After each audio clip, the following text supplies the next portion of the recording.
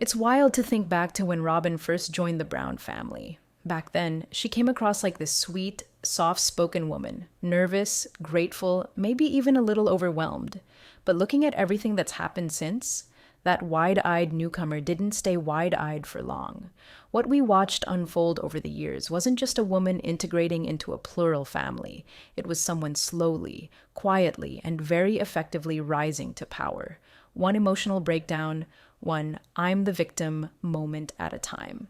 Hi, friends. Welcome back to TLC's Sister Wives Secrets. I'm Olivia, and if you're new here, thank you for being here. If you're returning, buckle up. You already know I don't sugarcoat the truth.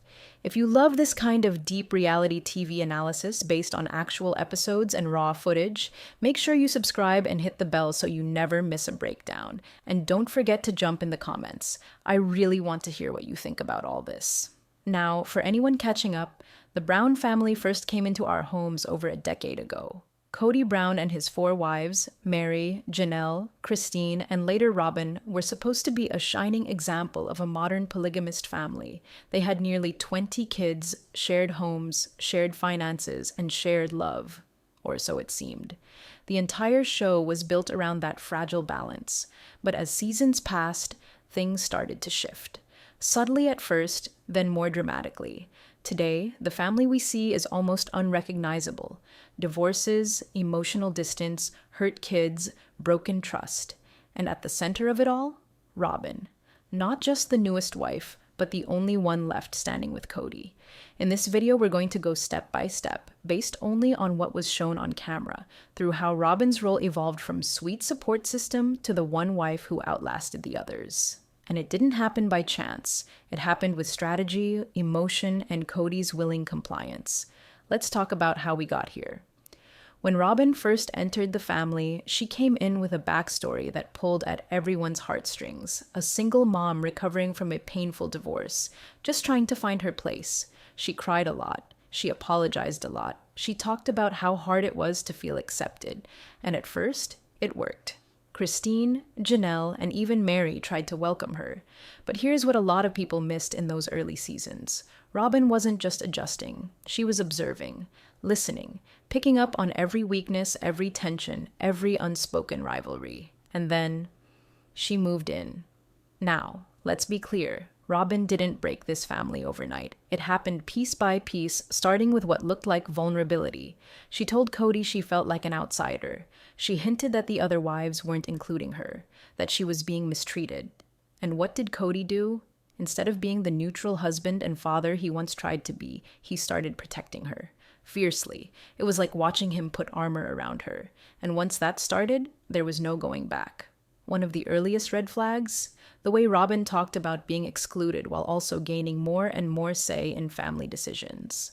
Somehow, she was both the victim and the voice of reason. And Cody leaned right into it. Anytime there was conflict, Cody would listen to Robin in private and then come back with a completely different energy toward the other wives. Suddenly, it wasn't about what was fair. It was about keeping Robin calm, happy, and close. You could actually see the shift on camera. Robin went from sitting quietly on the couch to dominating the interviews, from asking for help to directing conversations. She cried during every major family decision. But it always ended in her getting what she wanted: legal marriage, financial security, emotional control, every single time. And let's not forget the divorce between Cody and Mary. That was one of the most painful episodes to watch. Mary, the original wife, the legal wife, sitting there signing away her status so Robin could marry Cody for the kids. But Robin cried more than anyone at that meeting. The focus wasn't on Mary's heartbreak. It was on Robin's tears. Somehow, her emotions took center stage even though she was gaining everything and Mary was losing everything. Looking back, it's clear. This wasn't someone being swept along by family chaos. This was someone shaping it, slowly, emotionally, and always from a place of so-called hurt. Robin didn't scream. She didn't fight. But her message was always loud and clear. If you don't give me what I want, I'll fall apart. And Cody? He couldn't handle that. So he gave in over and over again. This pattern kept repeating. Robin would express some emotional crisis, feeling left out, feeling judged, feeling unsafe. and it always ended with more power in her hands. Cody would skip time with his other wives, avoid his older children, push financial decisions toward Robin, all in the name of protecting her. And let me be real here, some viewers were fooled for a long time. It was easy to believe Robin was just sensitive, just struggling to adjust. But the more you watched, the more obvious it became. This wasn't just about emotions, it was about control. Now let's talk about what happened once Robin fully settled into her role, not just as Cody's fourth wife, but as the one who quietly started running the show. One of the biggest power grabs? The finances. Longtime fans remember Janelle was the practical one, the one handling money, watching the budget, making the family's complicated financial situation work. But that all changed in Flagstaff. Somehow, Robin went from barely involved in money decisions to running a business, hiring a nanny, and having more say in family spending than anyone else. Janelle even admitted on camera that she didn't know where the money was going anymore. Think about that. After years of being the one holding the family together financially, suddenly she was cut out. And this is where things really start to sting. Christine, the heart of the family, the nurturer, the one who raised the bulk of the kids while Cody bounced between homes, was basically replaced, not with another mom, not with a more involved dad, but with a paid nanny. And let's not forget how explosive that moment was. Janelle's daughter Savannah had no contact with Cody for weeks. Meanwhile, Robin's kids had a nanny in the house every day, even during a pandemic. And when Christine asked the now infamous question, "What does the nanny do?" it wasn't just about the nanny. It was about what Robin stood for, prioritizing her own comfort while everyone else sacrificed. But here's the twist. Robin said over and over that she wanted the family to stay together, that she was hurt when the other wives pulled away, that she cried for the unity of it all, and yet her actions? They never matched the words.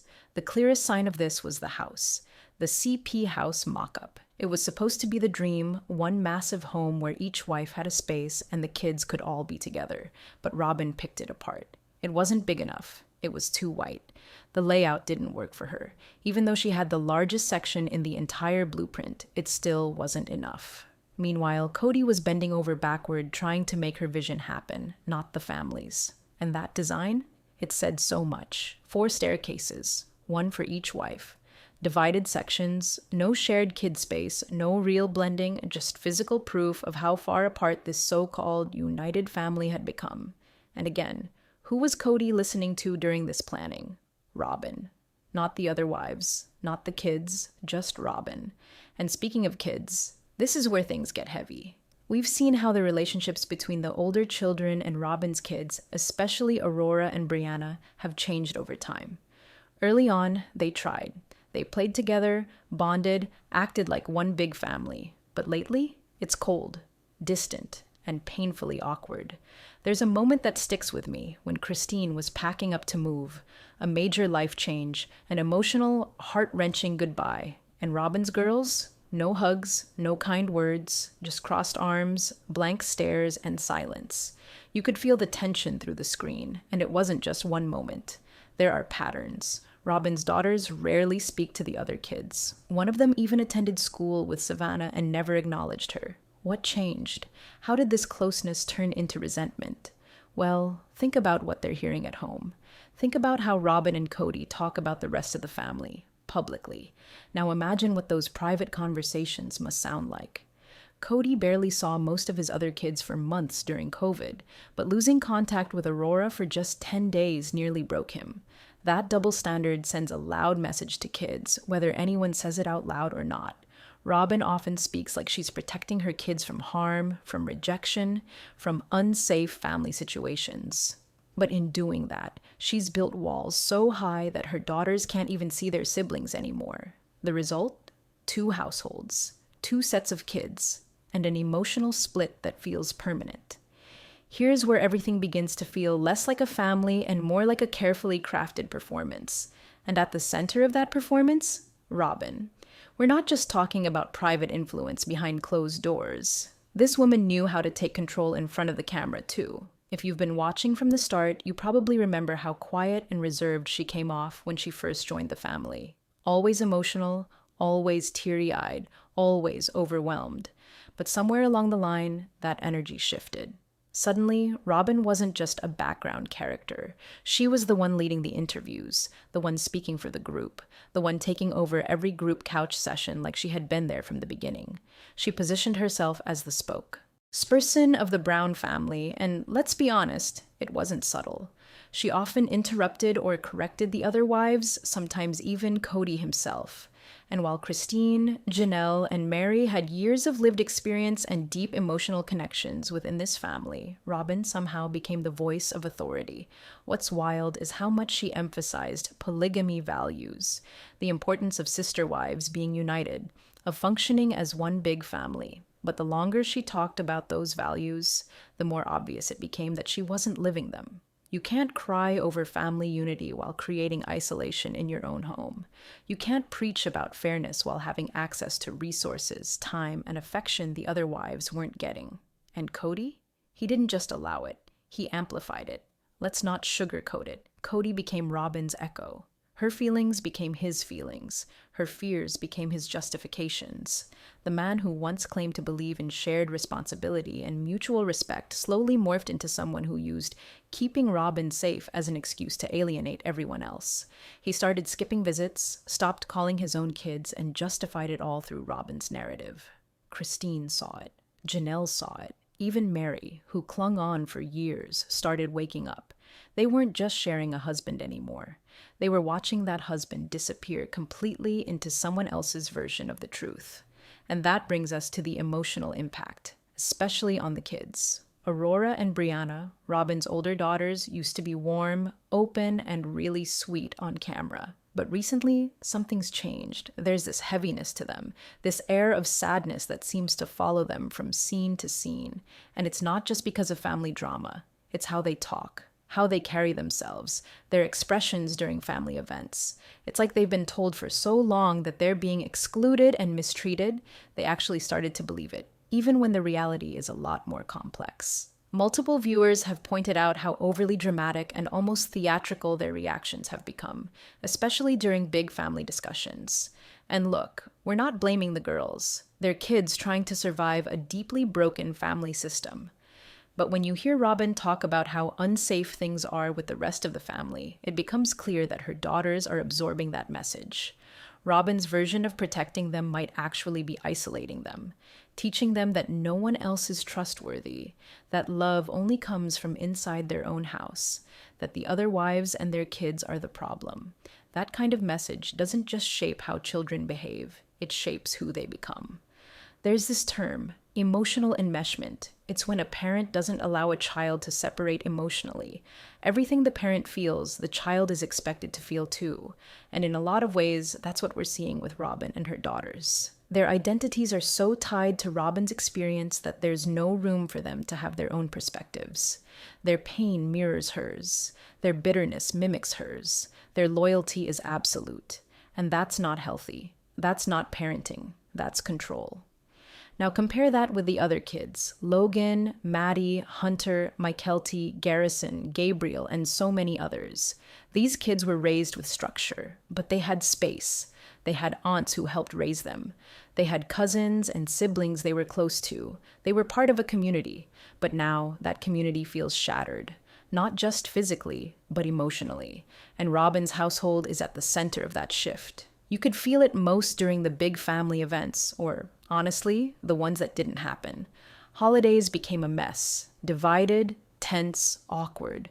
Cody would make excuses about COVID or travel or logistics, but the core truth was always the same. Robin's comfort came first. If she didn't feel safe, the visit didn't happen. If her kids didn't feel included, Cody blamed everyone else. But not once did we see Robin pushing for the connection, reaching out to the other wives, encouraging her kids to keep trying. It was always about what wasn't being done for her. And that brings us back to Cody. Because while Robin may have pulled strings, Cody let her. He didn't just watch the family fall apart. He helped it happen. He justified every hurt feeling. He defended every cold shoulder. He let decades-long bonds with his other kids weaken, all while protecting a narrative that made Robin the center of everything. And let's be real, he didn't just lose wives. He lost respect. From fans, from his children, from people who once rooted for him to succeed. The same man who once led a chaotic but lovable family across state lines became the guy hanging out alone at malls in Chandler, Arizona, while everyone else picked up the pieces. And the show? The whole original point of the show was built on the idea of unity, of blending lives, of showing that plural marriage could be about love, teamwork, and community. But now, watching recent seasons, it feels like we're watching the opposite. A single household, isolated, a father estranged from most of his children, former wives struggling to rebuild, and a woman who got exactly what she wanted. Cody, full-time attention, financial support, and control, but at a massive emotional cost to everyone else. At this point, the question that keeps ringing in everyone's mind isn't just what happened to the Brown family. It's how did one relationship shift the entire foundation of what this family was built on? And if you've been watching closely, it's impossible not to see the pattern. This didn't happen overnight. It was slow, intentional, dressed up as love, care, protection. But when you peel back the layers of Robin's tears, the "I feel left out" speeches, the endless emotional appeals, it doesn't feel like a woman trying to fit into an existing family. It feels like someone strategically reshaping it to revolve around her. Robin came into a house where 3 other women had already put in decades of emotional labor. Mary built the structure, Janelle built the finances, and Christine built the soul. And one by one, she managed to replace them. Not openly, not with a fight, but with tears, with emotional breakdowns, with Cody rushing in to fix it. She didn't ask for equal ground. She made herself the ground Cody stood on. And Cody? He used to say his greatest accomplishment was how well his wives shared responsibility, how they parented each other's kids, how the family worked because of love and fairness. But the second Robin felt unsafe or misunderstood, he rewrote that narrative. Suddenly, Christine was mean, Janelle was too independent, and Mary was just left behind. It's wild to think about how a man who once prided himself on being the head of a plural family abandoned his principles so fast the moment one woman cried. And it wasn't just the wives who paid for that shift. It was the kids, the ones who grew up in a home that promised unity, the ones who called each other brother and sister, even if they didn't share a mom, the ones who once sat at giant tables during birthdays and holidays, laughing, teasing, feeling safe. Now, they're split. Broken up into cliques, some blocked by their own dad, some saying in interviews they haven't seen him in months. And you can literally see the heartbreak on their faces. Not just from the loss of a relationship, but from realizing they were never the priority. What's even harder to watch is how Robin talks about all this. She still uses words like heartbroken and family, but when she speaks, it's clear. She's talking about her household, her kids, her version of what the family should be. She talks about healing and forgiveness, but she never seems to acknowledge her role in the division. And the truth is, that silence, that refusal to take accountability, that speaks louder than anything she's ever said on camera. Because the other women, Christine, Janelle, even Mary, they've all owned their mistakes. They've spoken openly about their faults, their regrets, their pain. But Robin? She's still holding on to this image of herself as the misunderstood one, the one who just wanted love, the one who was left out. But the show tells a different story. We all saw it. We saw her get the biggest house. We saw her get the legal marriage. We saw her get the nanny during COVID while other kids couldn't see their dad. We saw Cody take her side time after time, even when it meant leaving his own sons behind. And if that's what being left out looks like, then what on earth were Christine and Janelle living through? And listen, I get emotional talking about this because this wasn't just a reality show for a lot of us. It was a family. We watched it for over a decade. We rooted for them. We cried with them. We wanted them to prove the world wrong and show that love, real love, could stretch, adapt, and grow even under unconventional rules. But what we ended up seeing was that love doesn't survive when it's one-sided, and fairness can't exist when one person controls the narrative.